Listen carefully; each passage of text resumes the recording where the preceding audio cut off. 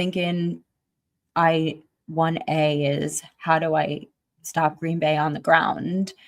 And then if you do that, you then have a quarterback who can pretty much get the ball anywhere it needs to go through the air with a plethora of weapons. It's a really, really on fire offense at the moment.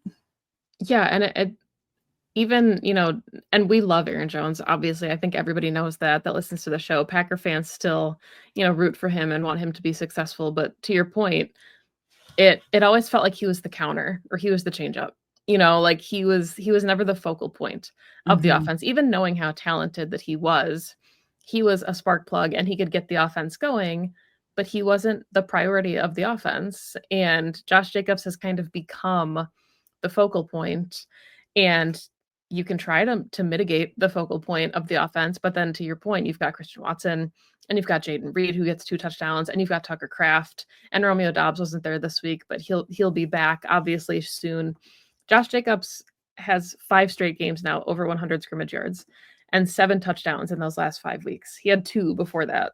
So like he's really starting to get hot at the right time. And Jordan Love said it at the podium, like, nobody wants to tackle him when it's cold out. Like that is the Lambeau advantage that we talk about. It might not be necessarily the fans in the stands, but it's the cold and it's the snow, and it's not wanting to tackle Josh Jacobs because apparently he also can juke like a mother and will just get around you. So that's I don't know, you can't go low, you can't go high, and that's a really nice problem for Matt LaFleur to have.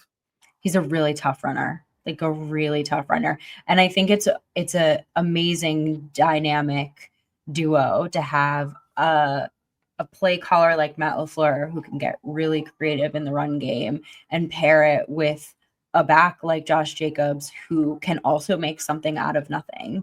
So all of a sudden you have this like magic combination of incredible run play calling and an incredible runner with great vision and great speed and who can cut and make guys miss tackles, which I also think like the Dolphins could not tackle for anything in this game.